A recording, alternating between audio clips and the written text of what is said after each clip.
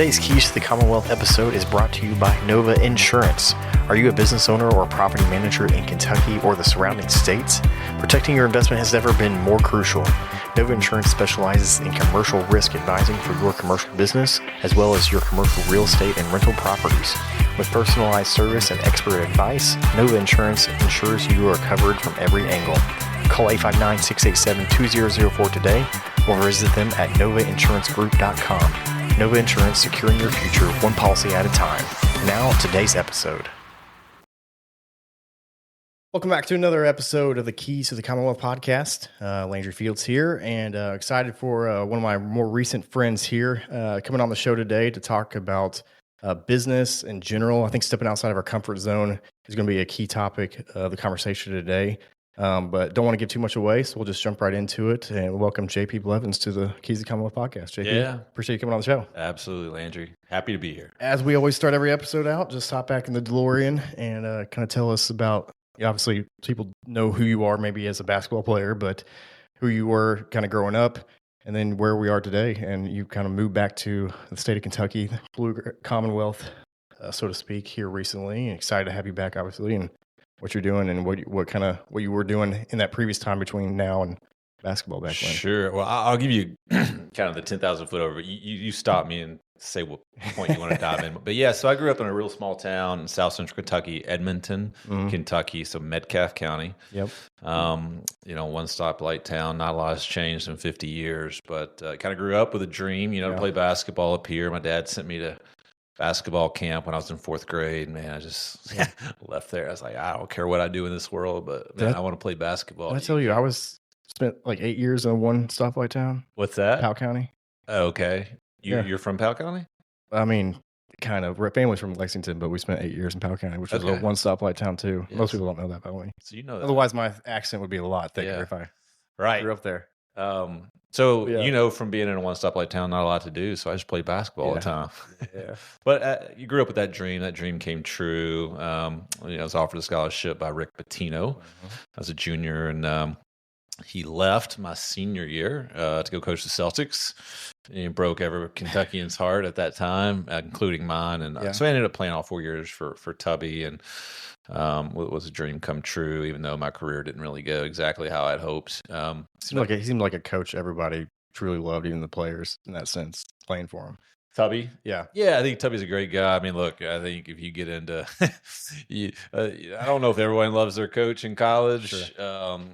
I think anyway, I think he's a good man. Yeah. Maybe not the most fun offensively to play for. Sure. Everybody's got their own issues, but you don't want to go down this rabbit hole. No. So I got out, and kind of like a lot of people that play sports, my identity was really in sports growing up, and that's all I really cared about. And kind of get the yellow pad out, and like, man, what am I going to do now? And kind of start writing down my goals. And I've always been a dreamer. That's not really been a problem of mine. So I had some big ones, and I was like, man, how am I going to do that? And I had some really big financial goals. And speaking to the goals part real quick, if we could, I think that's like something that, I wish I would have done a lot sooner. And I think people don't do enough of like, okay, I want to do that with my kids. Yeah. And maybe you're the same, like, what, you get to college, you're always like, you got to have your future planned out, whatnot. Like that doesn't happen, obviously, usually that way. But it's like, but what are your goals in life? What do you want? So then and figuring out the path of how do I get there type of a scenario. I think it's an art that, not an art, but it's just a good rule of practice that we just don't do enough. Yeah, I think so. I mean, it's true. Like somebody's told me, like those people spend more time planning like their wedding and their honeymoon than they do their life. And you like think about it, and you're like, man, like 9 months that they think about that. Then like people just don't actually think about where I want to go. That's so true. It's wild, but fortunately, that has really come naturally to me. I've always kind of been someone that's just kind of been out in the future. In fact, I have to kind of fight against that to really be present and not miss the beauty of what's in front of me because I'm dreaming of balance is everything where I'm going. But so certainly something I've believed in. So I just started writing, and I was like, financially, I didn't grow up in a business family. I wasn't surrounded by entrepreneurs, but when I looked at the financial goals I had, I was like, well, there's only 3 or 4 ways to get there. And I wasn't part of the fortunate club that was going to inherit it. So I was like, I got to have to figure this out. Yeah. At 23, I didn't really see myself owning a business, but certainly owning a business was a way. I thought like I could work my way up through a company and, join, be a part of the C-suite and, or maybe I could get into coaching and be like John Calipari. And 22, I really didn't see that. But then when I looked at investing, I was like, and that one really grabbed me because I was fascinated with, I didn't have any money, but I was fascinated that I don't have to be the originator of the idea, that I can actually find other people that I believe in that have the genius for building businesses, invest in them or their concepts and grow net worth that way. Sometimes that's smarter than like me trying to grow things from the ground up. Yeah. So you kind of got to know yourself. So at 23, I wasn't ready to start a business and I just didn't, but I've had pretty good instincts and pretty good street smarts and could recognize people that I looked up to. And so I kind of thought like my path would be the stock market. Mm-hmm. And really fell in love with the market in my early 20s. I started trading, learned some risk management rules that have paid off over the course of 25 years. And, but then like every time I would read about, folks that had really made a big jump in their net worth and in their investing career, they'd all owned a piece of equity in something. That started small, that really grew. So, that seed was planted in the back of my mind because I didn't come from this. I didn't even major in business, but I would just read and listen to everything I could get my hands on in finance to kind of self teach myself. Yeah. So at 28, and I had an opportunity to follow a serial entrepreneur named Chip Mahan to North Carolina to be a part of a startup bank. Right. And so that took me on quite an entrepreneurial journey to North Carolina. So I'm going to stop here because we can get all kinds of craziness into that. So spent 10 years in North Carolina, moved back to Kentucky 4 years ago. Where I'm here now.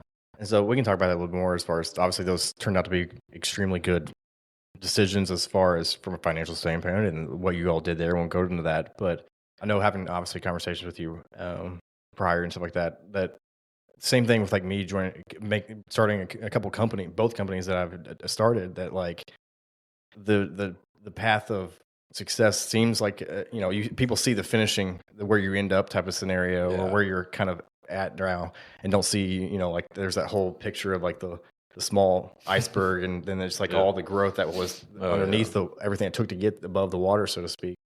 We'll talk a little bit about that because like it's just terrifying sometimes when you're just like, I'm gonna either start this journey and I don't really know nothing. I feel like I don't know what I'm doing, or two, I'm moving away.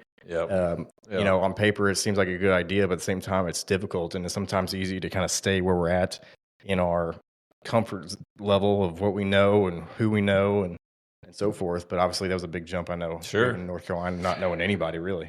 Yeah, you hit on a good thing. So I'll mention two things to that point regarding all the work that nobody sees. I mean, that's a lesson I learned in sports growing up. Like when I had a dream in the 4th grade to play basketball at Kentucky, my parents built a court in the backyard, and I just my mom she and kind of just implanted this belief in myself. Like if I was willing to go down to that court every night and work and put in the work, like true work. Yeah, this is not going down shooting a few shots. Like this is actually busting it and really getting out, and I'm willing to do that every day. And so you do that for 10 years, hoping that one day it pays off, right? Like every day. Yeah. And not knowing if it will. And not knowing. And like most of the things that I've accomplished in life, it's taken a decade to really break through. So the point that you're talking about, I learned the lesson at 9 on a basketball court. Yeah. But so I was 28 and I had an opportunity to go to North Carolina to be a part of this. And in my mind, I'm thinking, man, I'm kind of comfortable in Kentucky.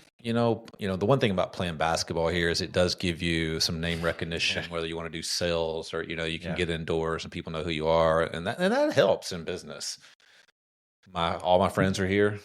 Family's down the road, completely in my comfort zone, but I didn't feel like I was scaling and I was growing. And, that was a point where I had to do some real reflection and say, is the Lord calling me to take a risk and leave my comfort zone? And so there's a bit of like everybody thinks they know who I am, or tells me who I am, and I'm a great this, that. But it's like sometimes you probably like me feel like I don't really know who I am still, type of thing. I think there was the sports identity, and maybe there was a little bit of like there's more to me than just sports. Maybe I can prove it to myself that I can go start somewhere from ground floor. So the opportunity was to go to North Carolina and be a part of a bank. So Landry, I didn't go to business school and hadn't been in banking. Now I had been investing, and I was financially savvy because of just being self-taught. But so I'm thinking to myself, so let me get this straight. I'm thinking about leaving everything I know and any advantage I have to move to a place where I know one person to do something I know nothing about. But after a lot of prayer, I just felt I'm 29, and look, if this doesn't work at out, that time I was 29. Lord, I wish that was still the case. I was like, you know what? If this doesn't work out, and I invest in this bank, and it doesn't, I always know the road back home, but I don't want to wake up in 10 years and have felt like I should have taken the risk and then never known. Mm-hmm. I don't want to be in that chair. I can deal with not working out. I can't deal with that one. Yeah. So, and then there was like this Richard Branson quote that was sticking in my mind. I had read his book a couple years prior to this, and it was like, when a great opportunity presents itself, even if you don't know what you're doing, say yes and figure it out. And so that's literally epitome of me. And I'll be honest, that's another story. That one, I was like, man, this feels like an awesome opportunity, because I was going to be a part of a group of people that were playing the game at a real high level. Yeah. The guy that I was joining had taken a company public, had done it a couple times. So it was like batting 100% success with things they've tried before. Incredibly progressive minded and sharp. Like it's almost like 5 steps ahead on everybody else. Is the chess and the checkers thing. But then the third part of that was like, man, they're just really good people. And man, I was like, if I'm going to take a risk and write an uncomfortable check and move my life to North Carolina, that's kind of the framework, right? Track record, incredibly smart, great folks. And so, man, I put the dog in the car, Maximus, my golden retriever. I packed up everything I owned. I stuck in my car. I drove 10 hours to Wilmington, North Carolina.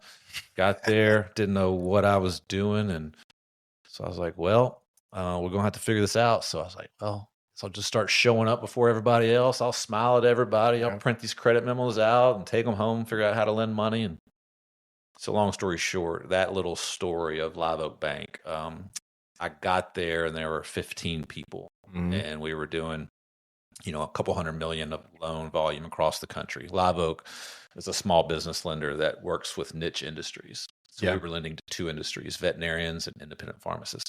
Especially the certain loan. Through using the SBA loan product. Right. Yeah. And so today, Live Oak is the largest SBA lender in the country. There's 1,200 people there.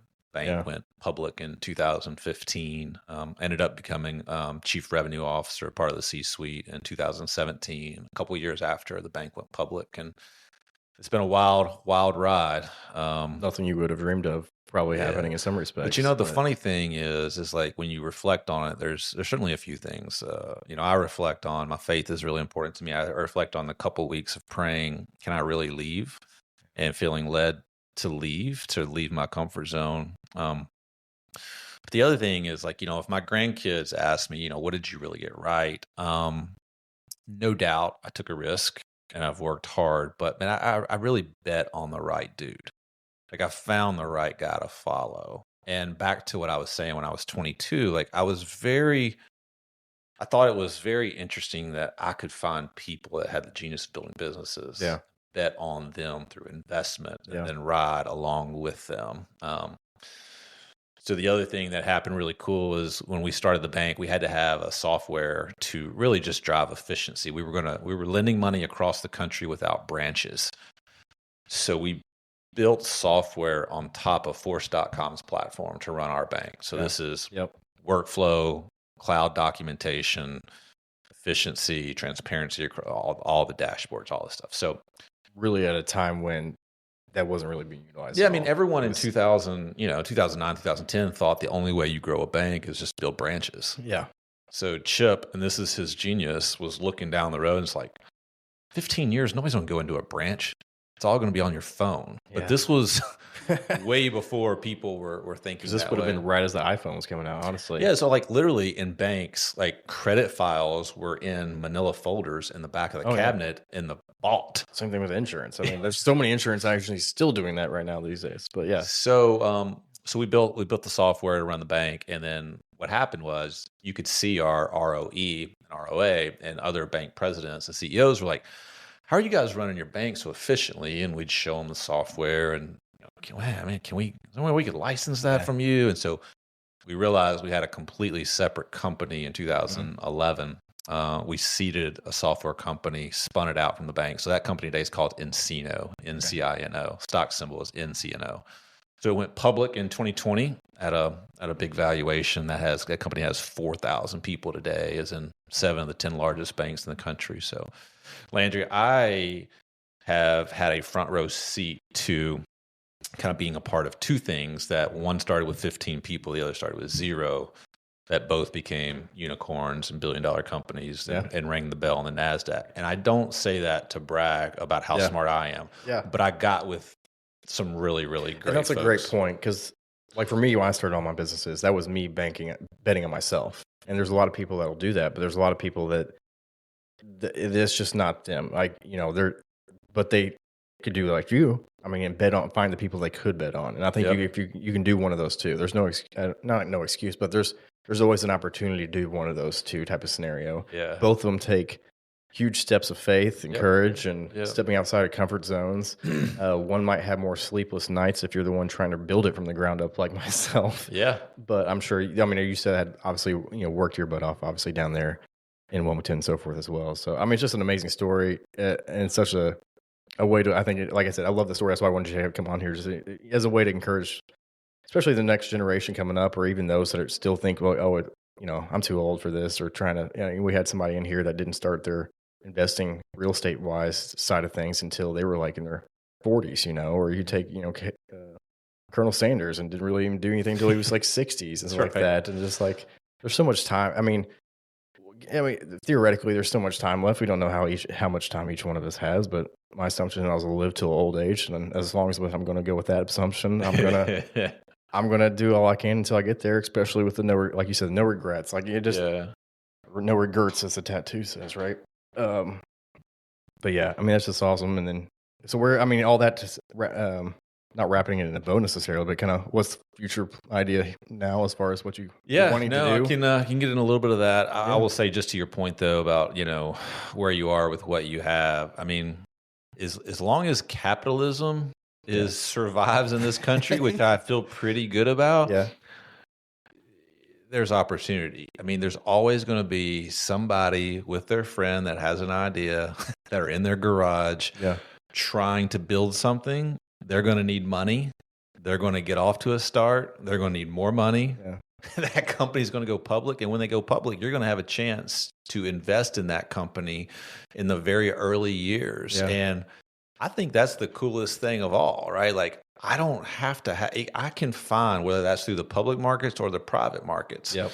I just think that's really encouraging for someone that maybe doesn't grow up in the business world or surrounded by entrepreneurs, that you can teach yourself this game. And there's lots of avenues to get there. And to that point about it surviving, I mean, I just kind of finished, and I love going and rewatching some of these movies like Band of Brothers and so forth like that, just to remind myself of like, man, I feel like I'm a pretty weak person compared to these kids that were in 1940s, where you think about the Great Depression, et cetera. And there was always ways, if you thought and looked outside the box or figured out, what's happening, where's the hockey puck going, so to speak, and things like that, that even in the times where sometimes right now, like, it may seem pretty dire out there but there's still opportunity out there. And you've got to look past that and know that, we'll probably still be okay. I've got a God that loves me and so forth, so I'm just going to keep working hard and loving people, and we'll see where we're at the end of the day, right? No doubt. Yeah, I mean, the other thing that was big for me is, at 22, like, I didn't have any money, but I did look at a compounding chart. Yeah. And I ran it all the way out, right? And I was like, wait a minute. So, like, if I am really disciplined, I'm actually spending less than I actually have coming in, whatever that is. And I am actually devoted to this long-term game of investing. I mean, seared into my brain is, 50%, 15% return doubles every 5 years, compounded. Now, 15% isn't easy to grab, but you can. And so then it becomes the search for where to invest the money. But the discipline of this is a marathon. It's not a sprint. I was never into the get rich quick stuff. Right now, I was fortunate enough through private investment, to really expedite the compounding. Because you hit some stuff that, gave you outsized returns. But I think anyone that's never looked at a compounding chart to see the power of money later in life with a disciplined approach, I would advise to go do that, because it's pretty powerful. And that, and even when I had $10,000, it was like, all right, how do I become a million? When you're young, there's not super mature things. I just want to be a millionaire. So you're like, all right, how many years would it take at this percent return, saving and investing this? And so it really kind of started me on this course that it was possible. That's all I needed. And when investing, I think it's the way you're pointing to, as far as when it hits you, I think there's three things that happen when we can see that. And one of those wasn't that one for me, because my dad was in financial or investments and so forth, and knew that. But people that see compounding aspect, like you just mentioned, for me, it was I can invest in real estate, get depreciation and appreciation and rent type of scenario. Or three, like you said, if you've learned into I can invest in a business and get more of an equity return as like that. I think, it's one of those three things a lot of times where I think you're like, wait a minute, let's figure out how to do that somehow. Or even if it's on the side, like you're saying, it doesn't even have to be your full-time thing, but just the slow, the steady, the marathon aspect like you're talking about. And if like for me, I was like, I'm willing to know that I've got a good thing going, but I'm going to sacrifice on the front end here, knowing that it should pay off in the long run. And if not, I still got a wife that loves me, and God loves me, and family that will support me type of scenario. Delayed gratification is probably a pretty good lesson to learn. Probably harder and harder these days. It feels like it's harder when you talk to folks about how quick they want it. Great if you catch a break and it speeds up, but I don't think that's the way the game was supposed to be played. I think it's a long game, it's a marathon, and you do the right thing over many years and try to make good decisions. And typically in the end, some of that works out. Because in my opinion, like if I was like, I'm going to start this business, worst case, I learned a ton, and I get to take that and try to reuse it in whatever else is next.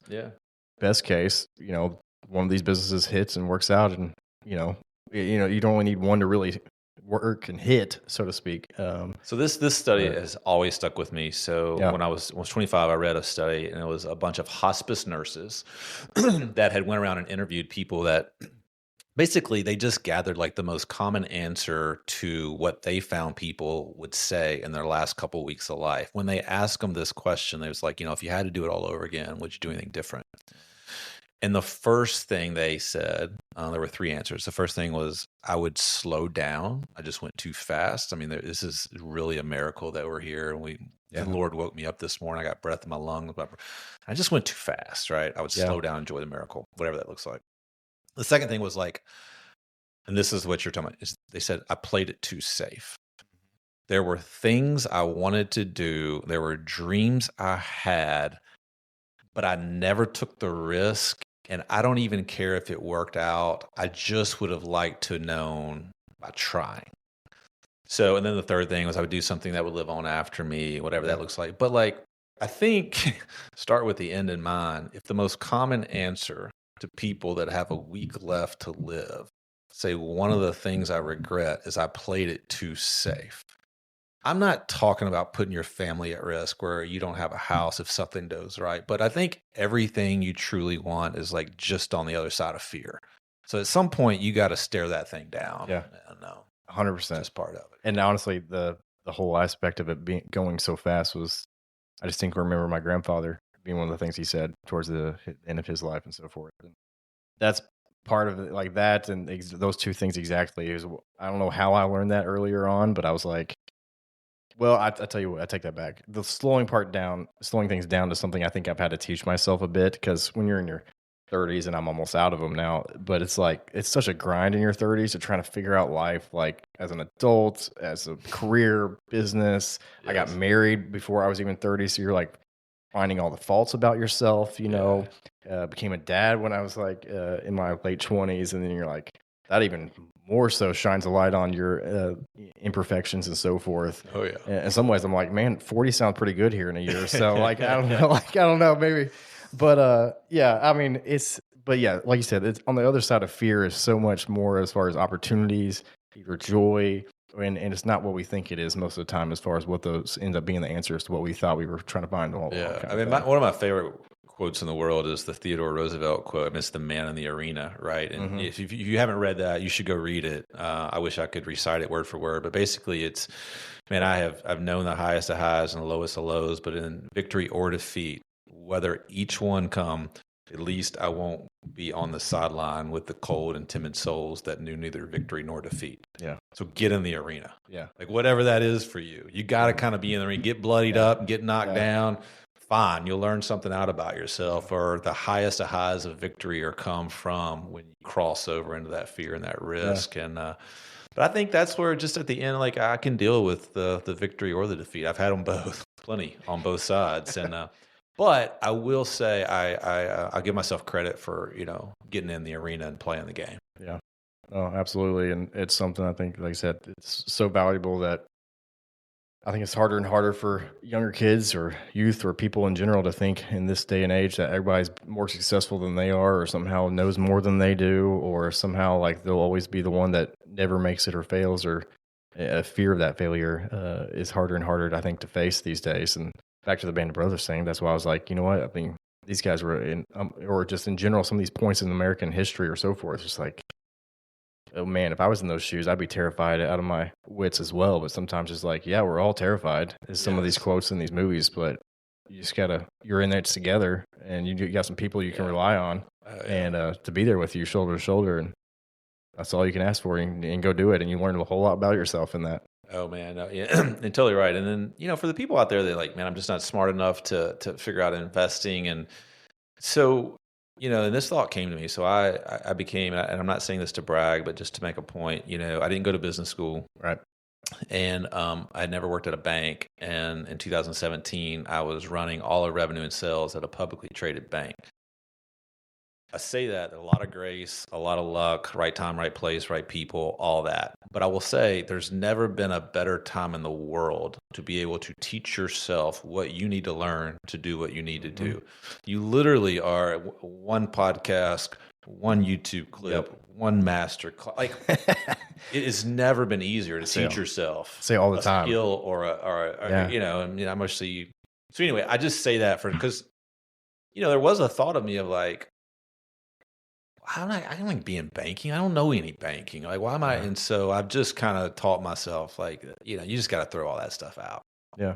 I mean, you're exactly right. I say like a lot to people. I'm like, man, YouTube, like my kids growing up with YouTube and being able to learn anything they want to at their fingertips. I mean, there's a lot of negative, obviously, that can come with those things, but teaching it from using it as a tool in a good way, I'm like, it didn't exist back when we were in college. And it was like, man, if I had that then, I mean, I don't know. Maybe I'd be a lot further in some respects, but I don't really care about the whole idea of being further. It's just like, but hey, it's a tool now, and you're right. It's the best time ever to learn anything you want to possibly learn, and it's right there. But it's the fear that's holding you back is the only excuse you got now. It's like, you can line up 100 people in front of me, and if I'm going to start a company tomorrow, just show me the hungriest dude or the hungriest woman, because if you got a hunger about you and you're a self-starter, you can learn what you need to learn to do. And there's a sermon, Pastor, I'm sure you're familiar with too, but I remember forgetting an example he made, which was a gymnast on a balance beam. And the gymnasts, what happens if they're so afraid to fall that they go up there to do their performance, and all they do is basically hug and hold on to the balance beam so they don't fall off, finish their routine, get off, throw their hands up like, yeah, I did it. And you're like, what am I supposed to do with that? Like, the idea is, you're going to fall sometimes type of scenario. Yeah. And you might not win the gold medal every time, but like you got to get it back up and try it again type of scenario. You can't be afraid to fall. Yeah, no doubt about it. And I also think like too, and you pay attention to your mind, the way you think and the way other people think. And I think our minds are wired to think about what's the worst possible thing and what could go wrong. And I think 95% of our fears in life never happen, but we experience them because they're in our mind. Yep. But actually what actually plays out that I'm fearful of is probably pretty small. Yeah. But it's a it's hard to overcome some of that thinking sometimes. Yeah, totally agree. Totally agree. As far as, I mean, I know you probably won't want to get into it, but what's kind of the next plan for your future? And maybe not the details, but yeah, no, I'll give you a little flavor. So I moved back to Kentucky 4 years ago. I left Live Oak a year and a half ago, all amicably. The guy that started the bank is like a second father to me. It was just time for a new challenge, and I kind of thought that, man, I would just get back to just trading and trade my own money. That's what I really love to do. And, just be an angel investor. My antenna's always up for private investment. It's really kind of how I've cut my teeth a lot on the financial side. But then I started talking with a couple buddies that have been financial advisors for 20 years that I really respect, who really, really know their stuff, and they're great folks. And I thought, man, wouldn't it be fun to go build something, in an industry I'm as passionate about as wealth creation? Yeah. So, we're looking to partner and come together. And, I think over the summer, you'll be able to see a logo up that has a family wealth office here in town. Try to go build a brand, do some things. I think we've got some cool ideas to flip that industry on its head a little bit. So there you go. More to come on that, but I think that's going to be the next chapter for me on the business side. There you go. Maybe we'll have to do it again here in a couple of years. There we go. We'll see. Yes. Well, hey, I appreciate the time and coming down and, giving us your story, any advice that you had in that sense, and hopefully we can impact somebody through this. But appreciate your friendship, and I appreciate you coming down. I absolutely enjoyed it. Thanks, JP. Thanks, Landry. We'll see you all next week on another episode of the Keys to the Commonwealth. To learn more about this podcast, visit our page at keystothecommonwealth.com. To connect with Landry regarding insuring your investment portfolio, email Landry at novainsuranceGroup.com or call 859-687-2004.